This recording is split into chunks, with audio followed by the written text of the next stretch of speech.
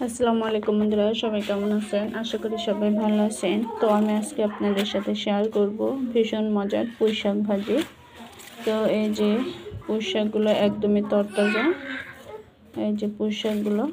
তো পুঁই শাকগুলোকে এই যে কেটে নিচ্ছি। তো কাটতে গিয়ে ভাবলাম যে পুঁই শাক ভাজিটা আপনাদের সাথে শেয়ার করি। আমি একদম সিম্পল এবং সহজভাবে পুঁই শাক ভাজি করি, কিন্তু খাইতে কিন্তু দুর্দান্ত লাগে।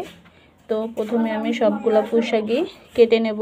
তো বন্ধুরা, এই যে শাকগুলোকে কেটে ধুয়ে পরিষ্কার করে নিয়ে চলে আসছি। আর এখানে পেঁয়াজ, রসুন, মরিচ সবই কেটে নিয়েছি। এবার রান্না করার জন্য চুলাতে চলে যাব। তো চুলাতে কিন্তু প্যান বসিয়ে দিয়েছি। এবার দিয়ে দেবো শাকগুলোকে।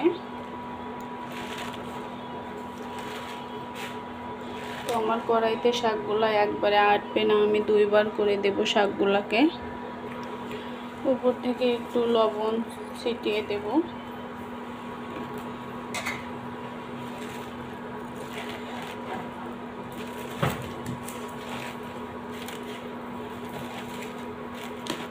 এবার এই শাকগুলোকে একটু নেড়ে চেড়ে নেব। তো এই শাকগুলো কিন্তু একটু কমে গেছে, বাকি যে শাকটা আছে সেটা উপর থেকে এখন দিয়ে দেব। তো এই যে বাকি শাকগুলোকেও দিয়ে দিছি। তো বন্ধুরা, ভিডিওর প্রথমে একটা কথা বলে দেব। তো যে যেখান থেকে আমার ভিডিওটা দেখছেন অবশ্যই একটা করে লাইক করে দিবেন। আমার প্রিয় কলেজার ভাই ও বোনেরা, প্লিজ আমার অ্যাড সহ ভিডিওটা দেখে দিবেন, কেউ স্কিপ করবেন না। আর যারা নতুন বন্ধু আসবেন আমার চ্যানেলটা সাবস্ক্রাইব করে দিবেন। আর যারা সাবস্ক্রাইব করে দিয়েছেন তাদেরকে অসংখ্য অসংখ্য ধন্যবাদ এবং আমার তরফ থেকে অনেক অনেক ভালোবাসা। আপনাদের জন্যই এতটুকু আসতে পারছি। আপনারা বেশি বেশি ভালোবাসা দিবেন, বেশি বেশি পাশে থাকবেন। আপনাদের জন্য আমার তরফ থেকে অনেক অনেক ভালোবাসা এবং দোয়া রইল। তো এবার আমি শাকগুলোকে একটু ভেজে নেব যাতে পানিটা শুকিয়ে যায়। এখানে আমি এই মরিচগুলোকে দিয়ে দেব আর পেঁয়াজগুলোকে দিয়ে দেব, যাতে পেঁয়াজ মরিচটাও সেদ্ধ হয়ে যায়। একসাথে করেই দিয়ে দিলাম। দিয়ে এবার সুন্দর করে পানিটাকে শুকিয়ে নেব। এই ডাঁটা দিয়ে পুঁই শাক ভাজিটা খেতে কিন্তু খুবই সুস্বাদু লাগে। আমি কিন্তু সবসময় এভাবে ভাজি করি। পুঁই শাক ভাজি করলে যে ডাঁটাগুলো থাকে আমি ডাঁটাগুলোকে দিয়ে দিই, খাইতে কিন্তু ভীষণ মজা। তো যারা পুঁই শাক ভাজি পছন্দ করেন কিংবা পুঁই শাক দিয়ে ছোটো মাছ রান্না, পুঁই শাকের তরকারি যারা যারা পছন্দ করেন অবশ্যই আমাকে কমেন্ট করে জানাবেন।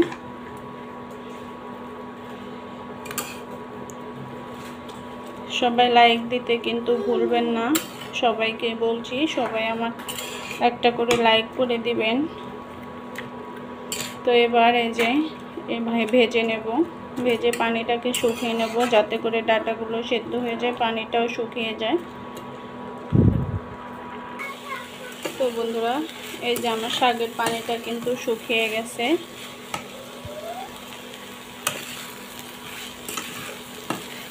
তো আমি কিন্তু শাকের পানিটা একদমই ফেলে দিইনি, কারণ শাকের পানি ফেলাইলে শাকের যে ভিটামিনটা থাকে আমার মনে হয় সে যতটা ভিটামিন পাওয়া যায় ওই ভিটামিনটা থাকে না। যার কারণে আমি শাকের পানিটা কখনোই ফেলাই না। একটু কষ্ট করে হলেও শাকের পানিটাকে আমি শুকিয়ে নিই। তো এই যে শাকের পানিটা কিন্তু একদম শুকিয়ে গেছে, এই যে নিচে লেগে লেগেও যাচ্ছে। এবার আমি চুলার জালটাকে বন্ধ করে দিয়ে শাকটাকে নামিয়ে নেব।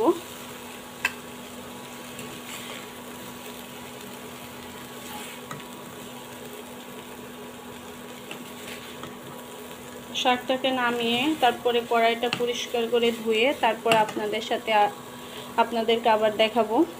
তো এই যে কড়াইটা ধুয়ে নিয়ে চলে আসলাম। এবার এখানে রসুন দিয়ে দেব। তো রসুনের যে পানিটা আছে আবার কড়াইতে যে পানিটা আছে সেটা একসাথে শুকিয়ে যাবে। তারপরে তেল দেব, তা না হলে তেলের উপর রসুন দিলে রসুনের যে পানিটা থাকে ছিটে গায়ে আসে। এইভাবে একটু ভেজে নেব প্রথমে। এই যে পানিটা কিন্তু শুকিয়ে যাচ্ছে।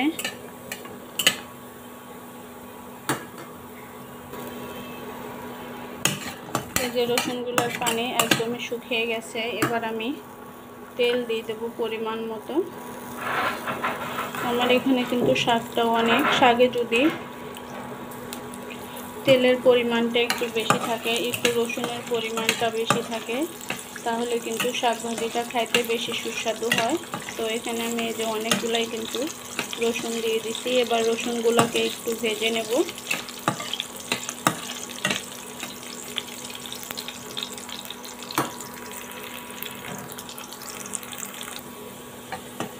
তো রসুনগুলো কিন্তু এই যে লালচে লালচে হয়ে গেছে। এই পর্যায়ে আমি এই যে কয়েকটা শুকনো মরিচ দিয়ে দেবো। আমি শাক ভাজাতে সবসময়ের জন্য শুকনো মরিচ ব্যবহার করি, কারণ শুকনো মরিচের গ্রানটা অনেক সুন্দর লাগে আর শাক ভাজির টেস্টটা আরও বাড়িয়ে দেয়, খুবই সুস্বাদু হয়। তো এই যে আমি শুকনো মরিচগুলোকে দিয়ে একটু ভেজে নিচ্ছি।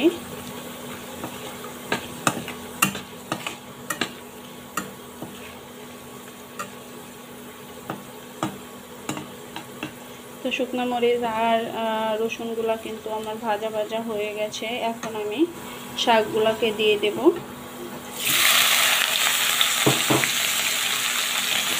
দিয়ে এবার নাড়াচাড়া করে সুন্দর করে ভাজি করে নেব।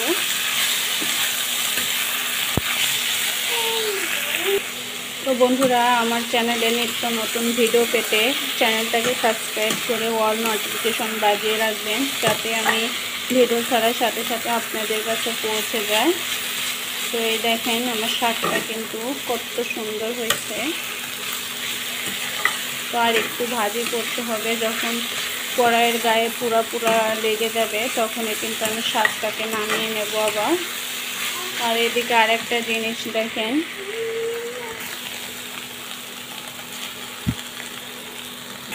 তো বন্ধুরা এই যে আমার শাক ভাজিটা কমপ্লিট হয়ে গেছে। এখন আমি শাক ভাজিটাকে নামিয়ে নেব। চুলার জালটা বন্ধ করে দিলাম। এবার শাক ভাজিটাকে নামিয়ে নেব। তো এই যে আমি শাক ভাজিটাকে নামিয়ে নিয়ে চলে আসছি। এই যে শাক ভাজিটার কালার কিন্তু আমার কাছে মাশাআল্লাহ অনেক সুন্দর লাগতেছে। শাকটা কিন্তু লাল হয়ে যায় নাই। এই যে